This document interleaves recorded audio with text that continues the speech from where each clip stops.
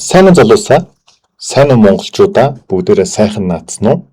За, бүгдээрэнд шинэ 7 хоногийн мэндийг хүргэе. Тэгээд эх 7 хоногт ханш маань яг хэрхэн хөдлөх болоо бүгдээрээ шинжилгээнд орцгоё. Бүгдээрээ эхлээд алтнаас эхлэе. За. Алтны хувьд угаасаа бүгдээрээ ерөнхий шинжилгээнүүд байгаа. Миний өнгөрсөн одоо 7 хоногийн видеонуудыг үзэх юм бол ерөнхий том цагууд дээр шинжилсэн юм шинжилгээнүүд байгаа шүү. За. Тэгээд өнгөрсөн 7 хоногт бол наадмын 7 хоног weekly forecast хийж чадаагүй. 7 хоногийн ханшийн таамаг хийж чадаагүй. За одоо бол яг 7 хоног болгон энэ ханшийн таамаг маань ороод явчихна. За тэгвэл өнгөрсөн 7 хоногудад бол хөдөлгөөн маань нэг амар өөрчлөгдөөгүй хэвээрээ байгаа учраас би том цагийг ахиалтай weekly-гээс эхлээд нэг амар яриад байх шаардлагагүй гэж бодож байна. Нэгдүгээрт. За хоёрдугаарт болохоор ер нь яг алт маань одоо яг яах гээд байгаа юм бэ гэж байгаа юм тий. За тэгвэл зөвлөлт дээр бас нэг ярих юм байна л да. Энийг ярихсаар аргагүй юм байна. Яг гэвэл энэ candle-ийн одоо биеийн хилэмжийг бүгдээр харж байгаа байх. Энэ биеийн хилэмжийг харах юм бол ер нь нэлээд энд үүссэн одоо маш хүчтэй power zone буюу за энэ өмнөх ёроолын дэмжлэгийн талбай дээр 4-7 хоногийн хугацаанд ер нь ойлттой байгаа. Өөрөөр хэлбэл доошоогоо сэтэлж чадаагүй юм байна. Тэгэхээр эндээс харах юм бол энэ weekly-гийн retracement-ийн хөдөлгөөн одоо трендээр орж ирэх магадaltaй болоод явчлаа. За хэрвээ харах юм бол нэг ийм хөдөлгөөн байгаа. За эн чинь бол ингээд нэг өгөхгүй болно. Нэг ийм хөдөлгөөн импульс явсан. За дараа нь retracement-ийн хөдөлгөөн нь эндээс ингээд явах боломжтой гэж харж ирсэн боловч өнгөрсөн 7 хоногуудын хөдөлгөөн яа харахгүй дээш нь татчихлаа. Тэгэхээр энийг миний хувьд бол одоо юу гэж харж байгаа вэ гэхээр дахиад дээш байгаа нэг удаа weekly-гийн retracement орж ирээд унах болоодаа гэж бол ер нь би харж байна. За алтыг бол би ингэж харж байна. За яагаад гэвэл энд үүссэн ёроолч нь өөрөө ерөөсөө breakout хийхгүй байна. Тэгээ тренд хэдийгээр доошоо байгаа ч гэсэн энэ хувьд range болчлоо гэсэн үг. За ялангуяа баг цагууд дээр илүүсэн харагданаа. За тэгвэл бидний хувьд бол яг энэ хөдөлгөөнийг харахад бол эх 7 хоногт ялангуяа long арилжаанд орох юм биш үү гэж ер нь харагдахаар байгаа. Тийм байна уу манайхаа. Хэдийгээр down trend боловч long арилжаанд одоо орох юм биш үү гэж харагдахаар байна. За тэгвэл энэ хөдөлгөөнийг би том цагууд дээр үлдээгээд за weekly дээр зөвхөн харчээ заяа. За тэгээд за энийг бас weekly руу зурчт юм уу? За яг ядаж 4 daily-ээр оруулж. За тэгвэл баг цагууд явах бай. Daily явах гэж байгаа. За daily-гийн тэгвэл трендийг харъя л да. Daily чи ер нь бол үндсэндээ down тий. Тэгээд retracement хөдөлгөөн орж ирээд дахиад impulse нэг удаа яваад энд retracement орж ирээд impulse retracement за impulse явах гээд одоо бүтлгүүтэд байна гэсэн үг. За тэгвэл энэ дээр бол daily маань ер нь down trendтэй үндсэн 9 хаяг бүгдээрээ одоо тодорхойлох хэрэгтэй. За үндсэн 9 хаягийн дээр байна. Үндсэн 9 хаягийн дээр байна. За тэгээд ханш нь бол 4384 буюу 4384 гэдэг ханшийг дээшээ сэтэлэх юм бол weekly чинь өөрөө нийлээ одоо энд харагдаж байгаа хгүй weekly-гийн bounce их боломжтой бүс чинь яг daily-гийн дов байна гэсэн үг. За энэ daily-гийн дов дээшээ сэтэрчих юм бол алт нэлээд эвгүй болчихж байгаа. Өөрөөр хэлбэл унал дахиад бүр удаашрах гэдэг байна гэсэн үг. Бүр дээшээ те ийшээ орж ирнэ гэсэн үг. Хэрвээ энэ зон сэтрүүл. Тэгэхээр ийшээ нэгэнт ороод ирж байгаа юм чинь баг алтны уналтыг ингээд дуусгах болохоор ийм өсөлт байхгүй юу. Тийм учраас бидний хувьд бол яг энэ дээшээ орж ирэхгүй байгаасаа гэж миний хувьд бол бодож ийн хэсэгтэй. Яагаад гэвэл алтыг нэг доош нь унгаач маргаа ийшээ. Тийм учраас миний хувьд бол битгий ороосол гэж бодож ийн. Хэрвээ дээшээ орчих юм бол арилжааны нөхцлүүд өөрчлөгдөөд те яг орох нөхцлүүд шал өөр болчихно. Тийм учраас тэр дээшээ битгий ороосол гэж миний хувьд бол бодож ийн. Хамгийн дэлгэнд 4382-ыг ороосоо гэж миний хувьд бол бодоод байгаа байхгүй. За тэгвэл daily дээр down trendтэй боловч сүүлд орж ирсэн хөдөлгөөн яхаарахгүй range хөдөлгөөнтэй. За энэ хөдөлгөөн маань мэдчихэе хэрэг шууд эндээс өсөх юм бол хүмүүс ингээл энэ дээр тавиал одоо яг buy order-ууд өгсөн л байгаа хэл да. Тийм учраас нэг удаа доошоо зүү татаж орж ирэх байх гэж миний хувьд бодоод байгаа. Ялангуяа нэгтгэд ч юм уу. За хэрвээ ингээд нэгтгэд зүү татаад орж ирэх юм бол ялангуяа нэгтгэд ингээд доошоо хаагдах юм бол эн чинь daily-гийн 9-ийн хайн ийшээ шилжиж чинь гэсэн үг. Тэгэхээр арилжааны нөхцөл дахиад өөр болчихно. За хэрвээ энэ яраал сэтрээгүй байгаа тохиолдолд бидний хувьд бол яг хөдөлгөөнийг доошоо харж байгаа хэвээр байгаа шүү дээ. За тэгээд тэгвэл эх 7 хоногт бид нэр яг ямар тохиолдолд алтыг дээшээ харах вэ? Гэрхлий дээр бол өсгөхөд байгаа юм шигтэй энэ зүүнүүд ингэж харагдаж байгаа. Гэхдээ зөвхөн энэ зүүнүүдийг хараад бид нар шууд байдаж болохгүй тодорхой хэмжээний компромишн хүлээх ёстой. За тэгвэл энэ дээр buy sell хоёр нөхцөл бүгдээрээ ярилцъя. За 4 цаг руу оруулахад 4 маань өөрөө down. За down энэ хамгийн сүүлийн импульс явсан. За daily-гийнхаа трендээ бүгдээрээ daily рүү төр оруулчихъя заяа. Тэгээ 4 цаг дээр л ерөнхий юм зүйл маань арилжаа маань явах гэдэг шүү дээ. За 4-ийг тэгвэл бүгдээрээ наривчлаад сурах юм бол энэ дээр downтай. За тэгвэл хамгийн сүүлд ингэж орж ирээд эндээс доошоо ёроол сэтэлсэн. За ёроол сэтэлт энд орж ирсэн юм биш үү. За тэгээд энэ дээр нэг fake out хийгдсэн.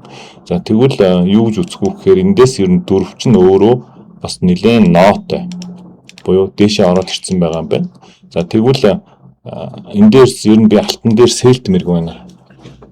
Яагаад гэвэл 4 цаг өөрөө бас дээшээ ороод ирсэн. За тэгэхээр өргөжлүүлээд доошоо ёроол хамна гэхээсээ илүү бидний хувьд бол дээшээгаа лонгийн одоо нөхцөл харахаас өөр аргагүй болж юм л доо. Тэгэхээр яг эндээс үүссэн daily-гийн энэ хөдөлгөөн дээрээс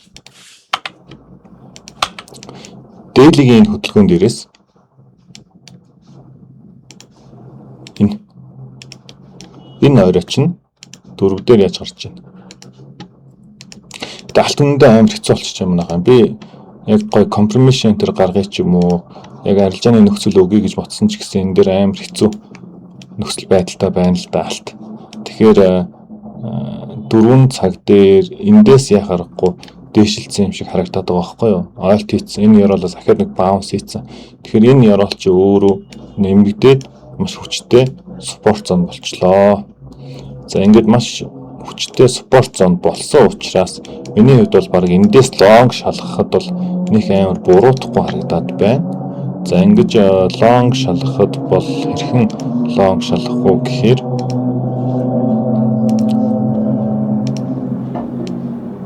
энэ ёроол төр эсэлэг тавьчихвал бол хангалттай.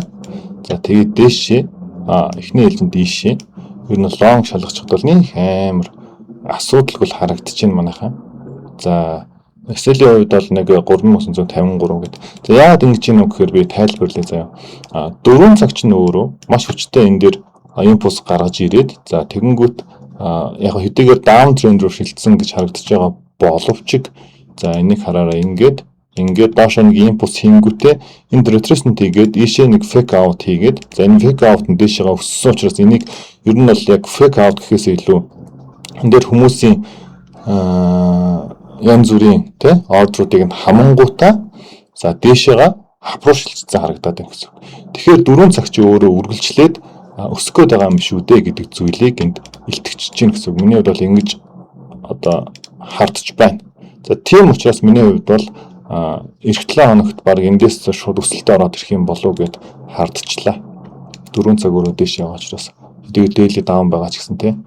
За ингэж хардж шүү манайхан. Тэгэхээр би алтыг бол буцаад дээшээ өмнөх орой руугаа эхний ээлжинд яваад за тэгээд үргэлжлээд ингэж явахаар харж байна.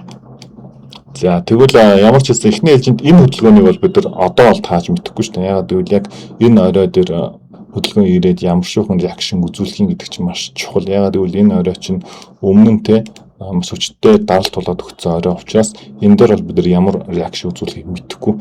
Тийм учраас одоо шууд ингэж явна гэхээсээ илүү миний хувьд бол ингэж харахад бол асуудалгүй харагдаж байна алт маань. За тэгвэл үнэхээр ингээд эсэл цохиулахгүйгээр дээшээ явчих бол дээшээ явчих бол хамгийн холдоо эхний ээлжинд нэг 4200 гэдэг ханшруул харчих юм байна.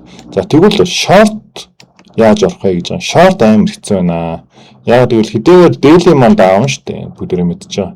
Daily даун тэгээд 9 хаян дээр за эндээс импульс явж байгаа гэж харагдаж байгаа ч гэсэн маш хэцүү байгаа. Ялангуяа 7 хоногийн чартууд. Тийм учраас би хэдийгээр энд эсэл цохиж орж ирсэн ч гэсэн за эсэл цохиж орж ирсэн ч гэсэн би шорт арилжаанд орохгүй. Яагаад гэвэл шорт арилжаанд хэрэг орё гэж бүгдээрээ төлөвлөж байгаа бол энд үүссэн зоон чинь дахиж доошоо сэтэрч орж ирээд сэтэрэлт хийгдсэний дараа за 3888 хавцаанаас за 3900 юм байна.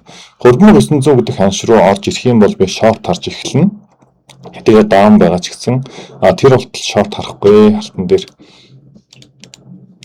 Яагаад гэвэл одоо засвар хөдөлгөөн орж ирэх магадлал тун өндөр болчлоо. Миний хувьд бол ерөөсөө амар яг ингээд мэдрээд байна гэх юм уу? Мэдрэгдээд байгаа юм шиг санагдаж байна. Тийм учраас ер нь 4 цагийнхаа за тэгээд энэ daily болон weekly-гийнхаа price action-ыг хараад дээшээ харчмаар санагдлаа. За ийм байна. Тэгээд алтан дээр бол ялангуяа эх 7 хоногт эх 7 хоногийн нээлттэй алтны нээлт маань хэрхэн гарч ирэх үү гэдгээс шалтгаалаад тухайн үед ялангуяа шийдвэрүүд маш чухал гарах юм байна. Тэгэхээр залуусаа хэрэг энэ дээр яг манайхан ч гэсэн нэлээд эргэлзэж байгаа алтан дээр яагаад гэвэл энэ эргэлзээний төвшин буюу за баг шинэ хэлээр хадгалаа. Эргэлзээний төвшин буюу том цагууд хансан хэдийгээр за тэгээ дунд цагууд хансан. За том цаг хэдийгээр weekly маань доошоо байгаа ч гэсэн энэ дээр шууд уналт орж ирэхэд амар хэцүү болчлоо. Тийм учраас үргэлжлүүлээд миний хувьд бол уналт харна гэхээсээ илүү дээшээ харчвал зүгээр харагдаж байна. Яагаад гэвэл эндээс засвар хөдөлгөөн орж ирэх магадлал амар өндөр байна. Ялангуяа 4 цагийн price action-ыг харахаар ингэж харагдаж байна миний хувьд. За тэгэхээр эх 7 хоногийн дундуур заяа. Эх 7 хоногийн дундуур за яг алт маань хөдөлгөөнөөс хамаарат бидэрт арилжааны гой боломжуудыг өгч магадгүй. Тэгвэл би тэр доороо шууд SQL-ийн хамт олонд яг тэр хөдөлгөөнүүдийн талаар тэ өөрийнхөө таамгийг арилжаануудаа яриа явчихна. Тийм учраас манай SQL-ийнхэн бас хүлээж агаарай. За тэгвэл алтан бол би ингээл яачлаа. Ер нь бол хардж байна. Ингэж хардж байна. За тэгвэл биткойныг бүгдээрээ харъя. Weekly дээр доошоо байгаа тий бүгдээ мэдж байгаа доошоо байгаа. За тэгээд ер нь бол нэг амар хөдлөөгүй юм шүү дээ. Энэ хэсэгт ялангуяа хөдөлгөөн маань нэлээд орж ирсэн байдалтай яг breakout буюу сэтэлж чадаагүй. Яг энэ ёр бол нэлээд спорт болчуудаа л гэж харагдаж байна. Тэгэхээр одоо яах вэ гэхээр ийшээ угаасаа сэтэлж чадаагүй учраас биткойн нэг хэсэгтээ дээшээ орж иж магадгүй юм байна. За дээшээ орж ирэхдээ хэрхэн орж ирэх үү гэхээр одоо энэ чинь ингээ явсан шүү дээ. За эндээсээ ахиад ингэж орж ирэх магадaltaй харагдчихлаа. Яагаад гэвэл эндээс сэтэлж чадаагүй уул нь яг breakout хийх гэж хийж чадаагүй байна. За тийм учраас биткойн ахиад retracement-ийн хөдөлгөөн орж ирэх магадлал weekly дээр харагдаад явчлаа. За үүний дагуу daily дээр болохоор мөн адилхан ийм одоо up давлгааг ер нь бол үүсгээд явж байна. За тэгээд эндээс 4 цагийг бас бүгдээрээ харах юм бол 4 цаг дээр ерөнхийдөө uptrendтэй гэж үзэж болно. За тэгээд буцаад retracement орж ирээд хамгийн гол нь энэ зон дээрээс bounce хийсэн. За тэгэхээр биткойн маань буцаад дахиад нэг шинэ орой хийх боломжтой. За тэгвэл биткойны дараагийн шинэ орой нь ер нь ийшээ орж ирэх магадлал тун өндөр болчлоо. Яагаад гэвэл энэ оройг л авсан. Энэ оройн дээрээс нэг удаа bounce хийсэн. Гэхдээ доороос дахиад ер нь хөдөлгөөн буцаж байгаа харагдаж байна. Тийм учраас дараагийн орой руу явах нэ. Тэгэхээр биткойны миний хувьд бол одоо ингээд харчлаа гэсэн үг. За энэ бол одоохондоо нэг хэрэггүй болсон. За ингэж ер нь бол харж байна. За тэгээд ер нь яг том цаг даун боловч те энэ яг бидэд үзүүлж байгаа price action маань харахгүй юм. Хэцүүхэн харагдаад байна. Манайхаа энэ хэцүүхэн харагдаж шүү. За рекламт ер нь бол гой confirmation бүртсэн арилжаа гарах нь харцгаая да тий. За энэ чинь Euro USD-ийн зураглал байна. За ингэж харж ирсэн юм байна штэ. Тэгвэл бүгдээрээ энийг нэг устгаад ингэж нэг шинээр харах гэсэн.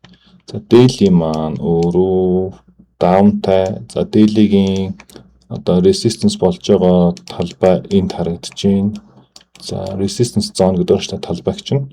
За энд харагдаж байна. Тэгэхээр энэ дээр 1 2 удаа бол зүйтэй хаагдсан. За энэ нь юу гэсэн үг вэ гэхээр эндээс хөдөлгөөн нэлээд хүчтэй одоо эсэргүүцэл болж өгч ийн гэсэн үг. Тэгэхээр евро доллар яг нь энэ бүсийг сэтэлхэд ер нь бол жоохон дургу байна. За 4 цагийг харах юм бол яхахгүй хөдөлгөөн бол дээшээ ямар нэгэн байдлаар бүтэц зэвдэрсэн юм байхгүй харагдаж байна.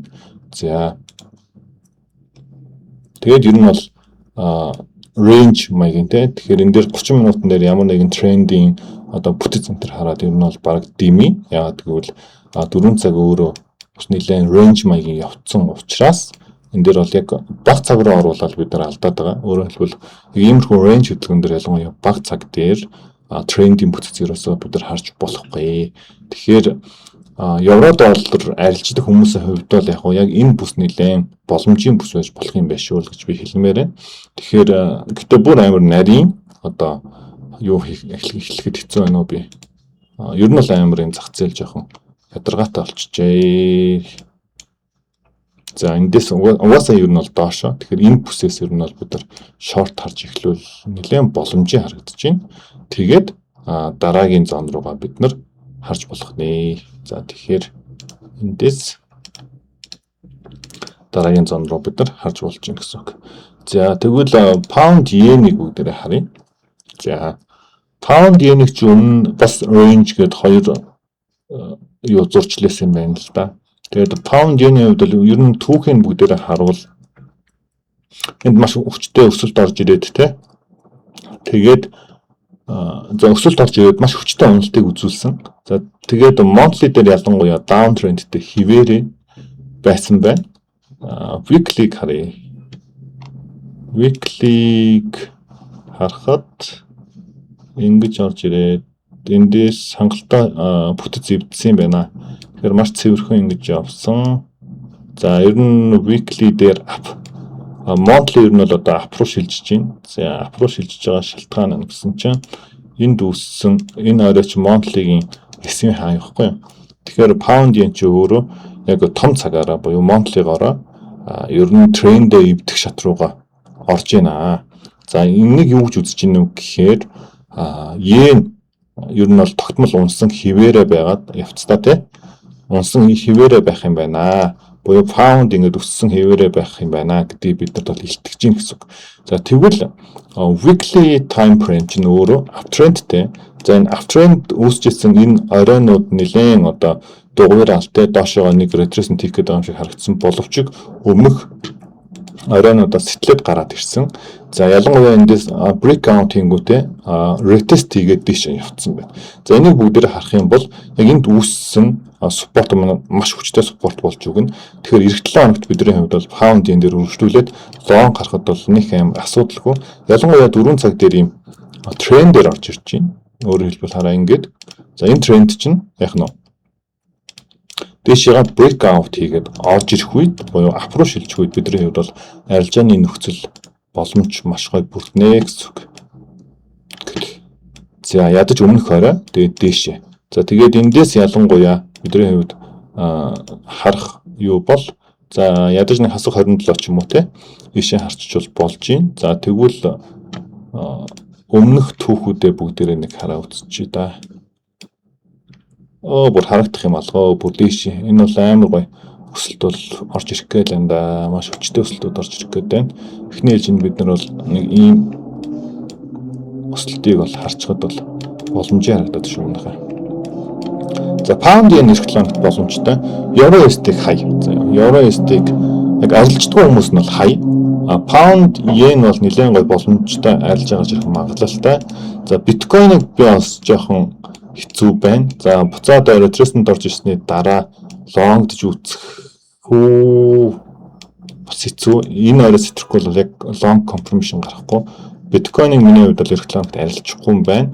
За алтан дээр л нухан да. За алтыг бол би ингэж харж байгаа. За тэгээд ингэж харж байгаа шалтгаануудаа би сая хэлсэн. За хэдийгээр daily man апта байгаа ч гэсэн би short орохоос айж гин. За айж гин буюу жоохон эвгүй яг эсвэл маш их цохиулж магадгүй учраас long нь хамаагүй дээр гэж миний хувьд бол харж байна.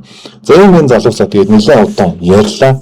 За хэрвээ тайд маань үзээд яг юм боттой шийдвэр гарч чадаагүй бол те авч чадаагүй бол хөлцөл өчий. Яагаад гэвэл маркетад иймэрхүү яг яах гэдэг нь мэддэхгүй тий яг уууд маш их байдаг. За энэ ямар үед яах гэдэг нь мэддэхгүй вэ гэхээр том цагууд маань өөрөө яг ханалт хийх буюу одоо хөдөлгөөн ханалт хийгээд том цагийн засварын хөдөлгөөн орж ирэх үед бага цагууд дээр маш их одоо fake out-ууд буюу за трендийн буруу өдрөлтүүд liquidity одоо хамах гэд манайхан ярьдаг шүү дээ. Тэр бүх хөдөлгөөнүүд чинь орж ирдэг юм аа. Тийм учраас нэлийн болгоомжтой бид нар арилжуул зүгээр. За тийм учраас алтыг бий бол ингээд дээшээ харж байна.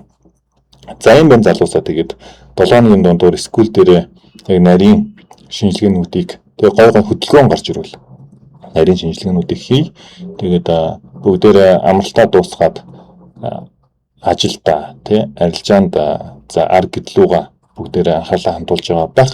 Тэгээд дараагийн 7 хоногийнхаа бичлэгээр уулзцгаая. Түр баяртай залуусаа.